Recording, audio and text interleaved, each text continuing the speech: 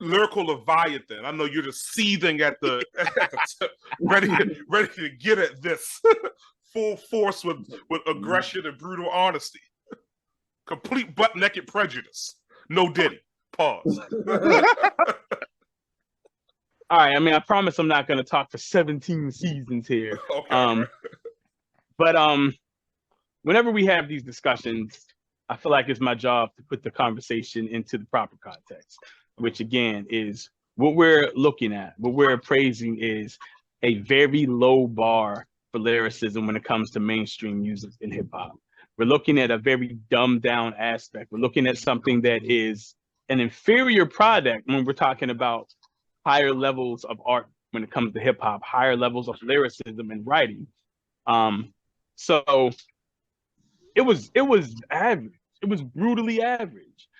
Even Kendrick's verse that started all of this was solid, but it wasn't like really amazing Kendrick, and it definitely wasn't like higher tier lyricism. And trying to draw him out. I felt like he was just trying to draw him out. Yeah, it was a setup. Yeah. And so the Drake response was, to me, is very much a microcosm of the larger issue in mainstream rap music, which is that the bar is so low that people don't understand how they're brainwashed to accept these things as being anything even close to quality. The Drake song, this is what he did. He said a bunch of stuff. It was very clear. It was very evident. All the references he made, the little Whitney Houston tie-in, the drop and give me 50, talking about his baby mother. All of these things were very clear. He said a bunch of stuff, but he didn't say it well. It wasn't well written. It wasn't well constructed. The composition of the writing was very poor. Only at the very end, about the last half of the last verse, did he say some things in a way that was solid. But most of it was him just talking shit. You could have just played the dozens. You could have just packed them. If you're going to rap and say you're the best, you got to rap at an actual quality level. You got to actually do your work. He didn't show his work. He just said a bunch of shit. Said the answer is 756. So you looked in the back of the book and get that? Where's the math? He didn't actually put any quality writing into the lyricism. It's very basic. And so you can't come out talking about, oh, I'm about to kill him, and you just say what you're going to do. You got to actually show the actual art form, the actual lyricism of how you're doing it. He didn't do that. I could break it down very succinct, like rhyming the easy words, barely rhyming some of the words, rhyming some of the same words with the same words just to get the line off. Like, it's very lazy.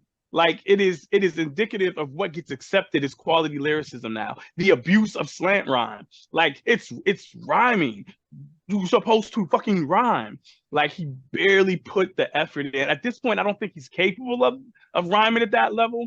There was a time where he showed the promise to really rhyme at a high level. That was like 7 to 10 years ago. I don't know if he's capable of that no more, because he himself and his art form, his process has been dumbed down. He makes pop songs at this point. Like, you're only as good as you are at the moment. It's target music. Very weak. And so I actually think he wrote it. I think he probably wrote it, or at least most of it himself, because of the low level of the writing. I think he probably did write this one himself, but it's average. It's below average to almost maybe sort of average towards the end, but it's very much below average for most of it. It's not that good. And I think, again, the larger issue at hand, people who look at that and say, this was good, this is amazing, especially if you're an artist, to me, it's indicative of just the low quality of inferior art that you yourself are capable of producing, if you can appraise that and say that it's high level. Because it's not good. It's not fucking good. It's just